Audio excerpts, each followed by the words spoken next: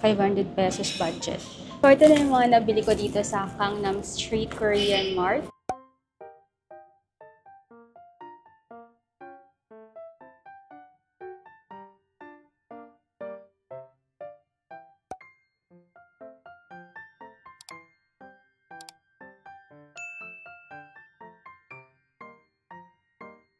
So, andito ako sa bagong Korean Mart dito sa Farmers. Actually, pangalawang branch niya to. Sobrang bait ng owner dito. Pinayagan niya ako mag-video. So, dito tayo mamimili ng 500 pesos Korean snacks.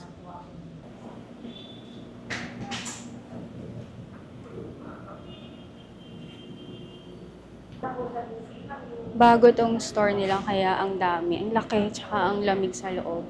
So, muna akong bibilin. My favorite, chill sound saida. Dito mura lang, 40 pesos. And then another favorite, banana uyo. Dito naman, 60 pesos. Parang sarap nito water jello, 45 pesos. Kuha ka isa.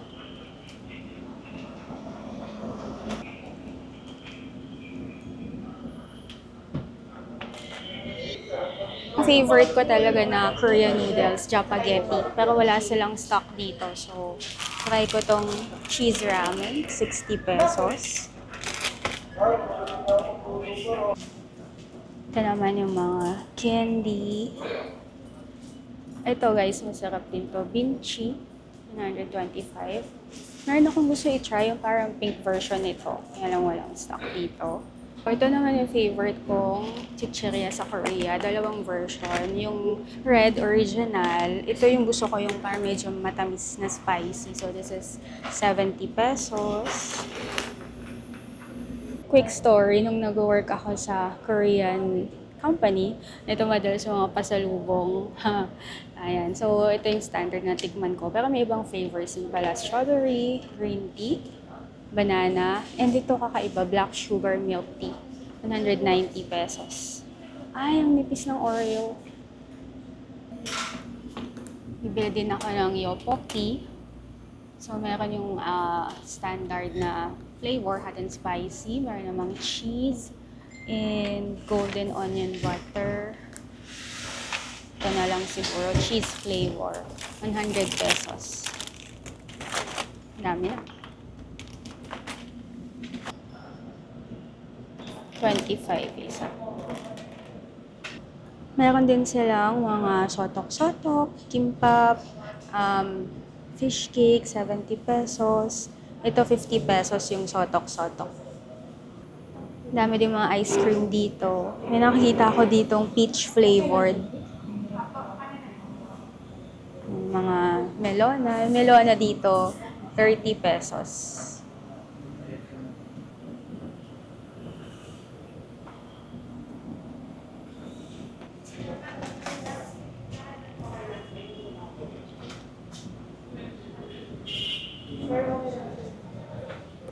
Meron din sila ditong section na pwede kang magluto ng ramyun.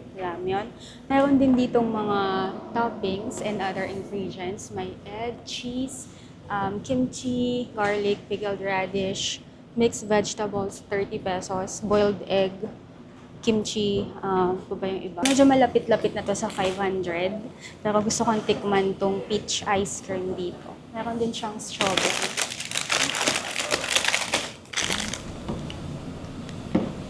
35 pesos. Kakainin ko na. Hindi na ito mauuwi kasi matutunaw. Nakita ko kasi yung sotok-sotok tsaka kimbap. Sila mismo yung gumagawa. So parang gusto ko din tikman. So bayaran na natin. 500 pesos budget. Tingnan natin kung magkano to. Pag sobra pa, tatry ko tong sotok-sotok. Kung abot.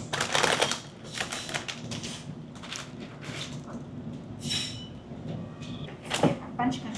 Okay. Nasa 435. So pwede pa akong kumuha nitong sotok.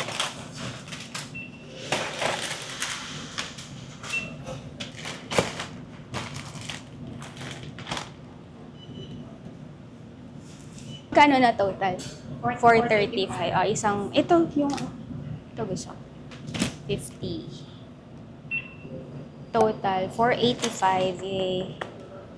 So, ito na yung mga nabili ko dito sa Gangnam Street Korean Mart. Total is 485. I-haul ko to pag uwi sa bahay. Pero dahil bumili ako ng ice cream na peach flavor, hindi na to aabot. So, titikman na natin dito. Napakaganda dito, guys. Very accessible siya. And parang Korean, parang nasa Korea ka talaga. Alam yung mga convenience store dyan.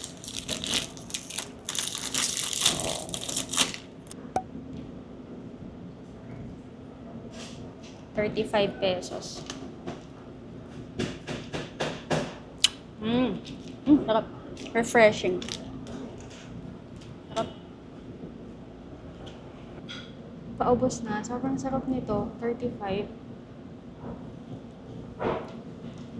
Pag mainit na panahon, ito yung masarap kainin. Refreshing. Hindi sobrang tamis. Tapos may real fruit sa gitna. Sarap. Ito yung brand. Oh.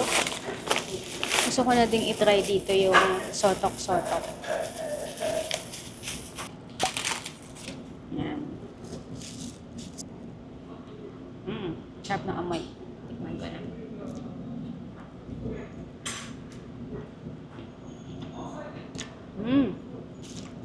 Ang sarap. Yung tok, malutong. Tapos yung sauce niya, hindi sobrang anghang. So, okay for Filipinos. Matamis. Tapos may sesame seeds. So, sausage, tok. Sausage, tok. So, tok. Sausage. Ang sarap. Sarap tok.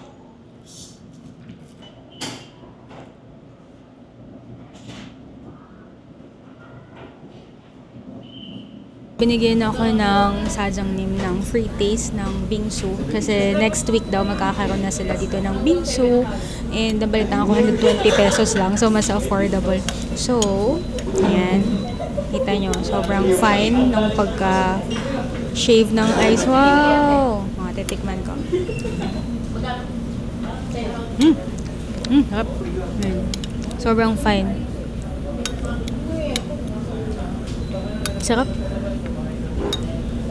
So, next week, titikman ko yung bingsu dito pag na-release na nila. Magpapamigay siya ng free taste ng bingsu sa mga customer dito. Kasi next week na maglo-launch na sila. So, bait niya. Bait ng owner dito.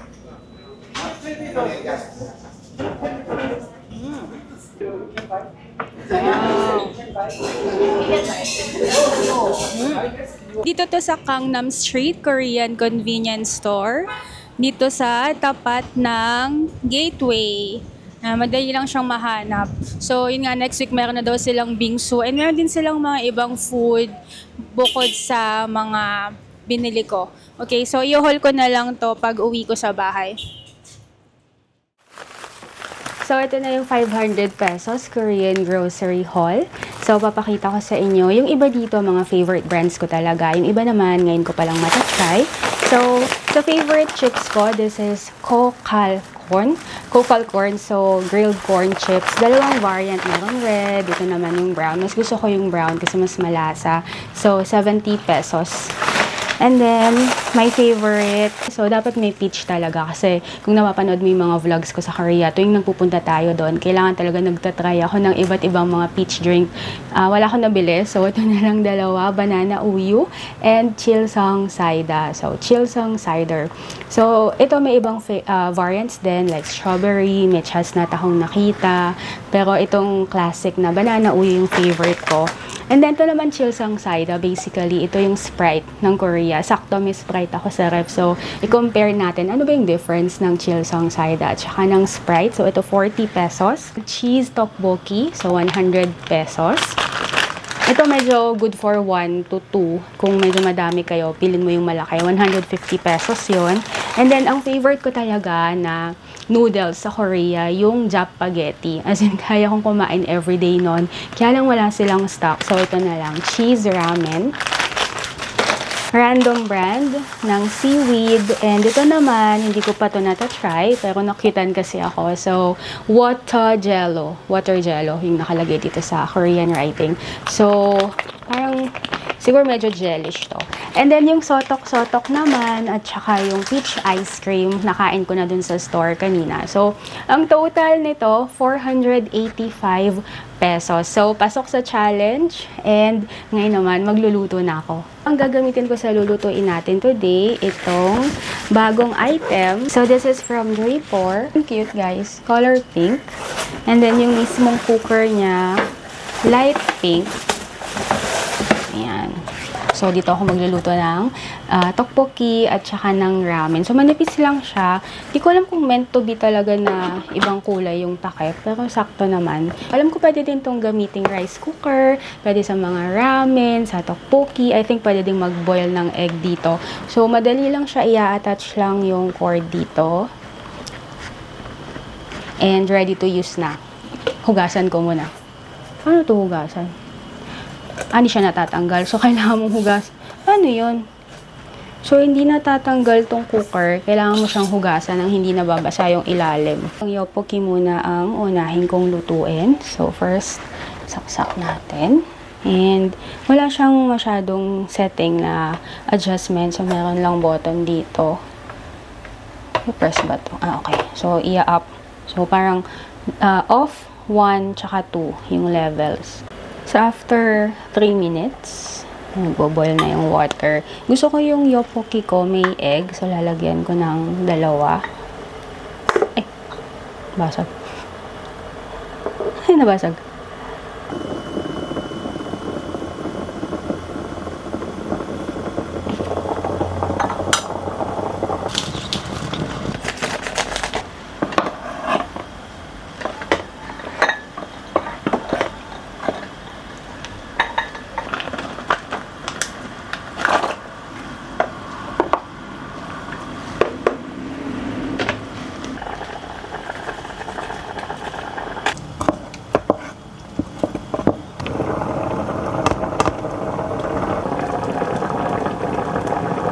Itong variant, cheese. Meron gusto ko pa ng cheesy.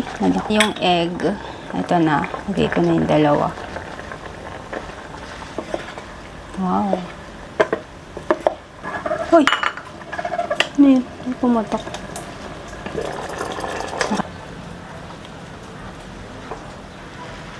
Oops.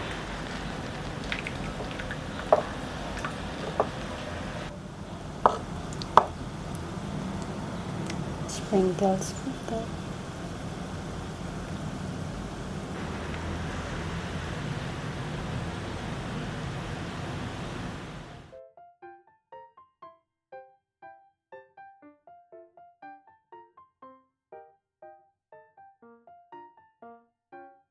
Mukbang time. So, tikman na natin tong ginawa kong tteokbokki. My favorite Korean spoon. Ito pala yung set talaga siya with chopsticks.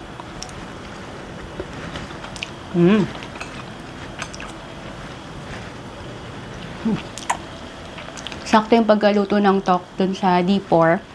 Malambot, pero andun pa din yung alam mong texture ng tteokbokki. Pwede mo din lagyan ng sausage o kaya ng fish cake. So, ako gusto ko yung itlog.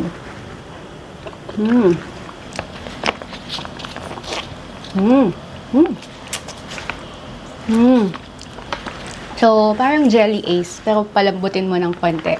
Tapos, matamis strawberry flavor. Masarap.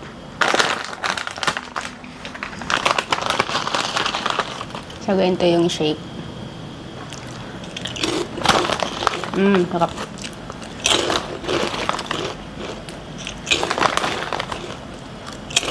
Hindi siya parang sobrang crunchy. Tapos, hindi din sobrang alat, hindi sobrang tamis compared sa mga chichirya natin dito sa Philippines.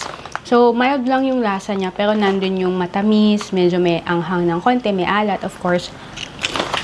Tsaka madami. Yung laman niya hanggang dito. Worth it na din to. I-compare ko na itong Chilsang Saida at saka itong Sprite.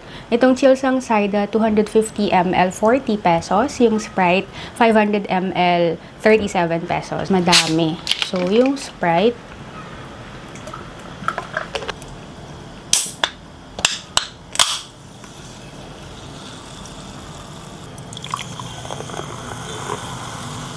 Brand X and Brand Y, Sprite, and Chilsang Saida. Unahin ko yung Chilsang Saida. And then, yung Sprite. Yung Sprite, mas matamis. Pero mas light yung lasa.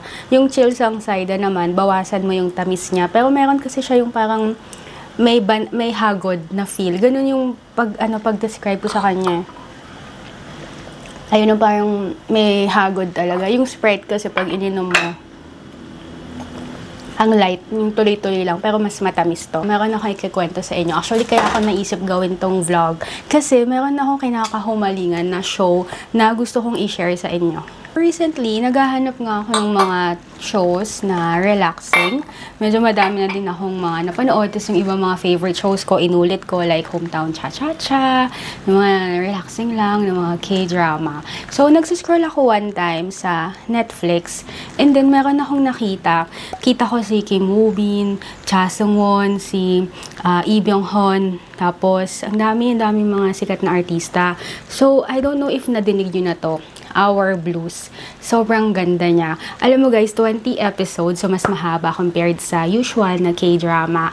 Pero nung pinanood ko siya, 3 days lang natapos ko.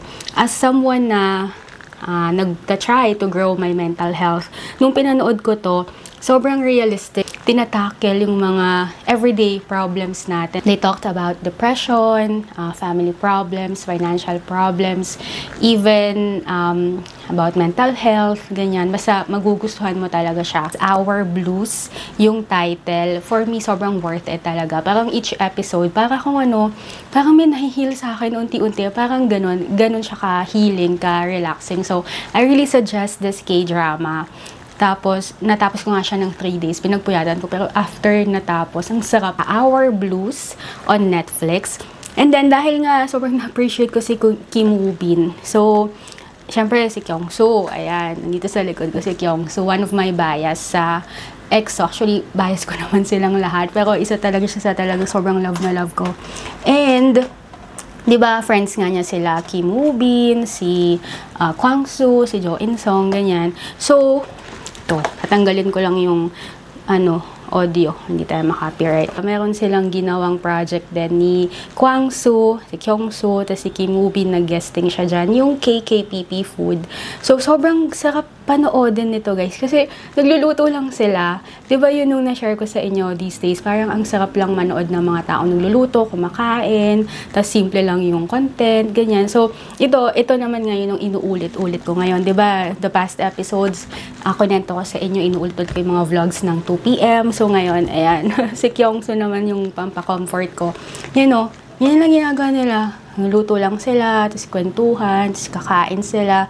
Tapos may mga recipe siyang gusto kong i-try. Isa sa ginawa nila, gumawa sila ng tteokbokki. Kaya nga naisip kong gumawa din itong video na to na pumunta sa Korean Mart. And dahil hindi pa ako magaling magluto, so instant tteokbokki na lang yung binili ko. So, ayan, nagluluto na si Kyung-soo. Ay, ito, ano bang ginagawa niya? Ay, ito mismo. Ito mismo yung episode na gumawa sila ng tteokbokki.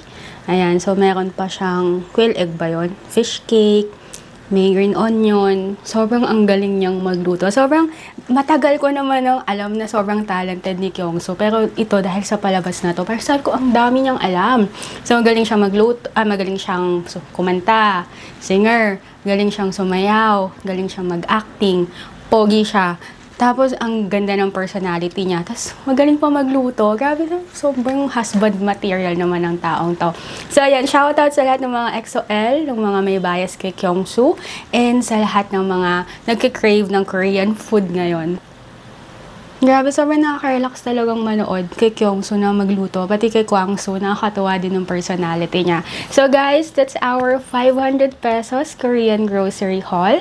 I hope you enjoyed watching this video. At kung nag-crave ka din sa mga snacks na Korean or kung gusto mong puntahan yung convenience store, so Farmers Araneta Center sa tapat ng Gateway, Gangnam Street Convenience Store. So, hindi to sponsored, pero natuwa lang talaga kasi ang warm ng personality nung owner. So, kung nakapunta ka din ng Korea, tas madami kang good experience, I'm sure mag-a-agree ka na usually ganun. Ganun kasi yung na-experience ko sa Korea, yung mga sa convenience store, mga restaurant owner, yung mga elders na na-meet ko.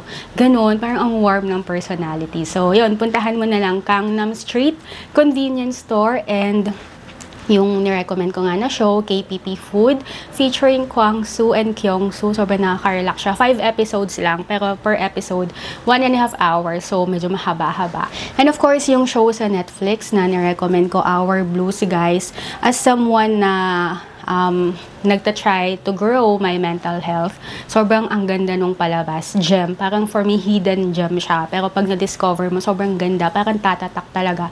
For me, it's one of the best Korean shows na napanood ko. Kasi sobrang realistic, relatable. Tsaka, very timely talaga. So, nung pinapanood ko siya, guys, alam mo yung feeling na para akong nakalibre ng therapy session. Ganon. Kasi parang every episode talaga, ang ganda. Ganda talaga. So, Our Blues on Netflix. Try nyo yan, guys. And of course, yung cooker na ginamit natin today, this is Drapor. Mura lang to, guys. So, kung gusto mong avail, may link sa description box. I think may blue din yata nito. Kung gusto mo ng ibang color. Manipis lang to, guys. Mura lang naman. So, expect mo na for lang siya, instant noodles, mga ganyan, instant food. So, check description box for the link.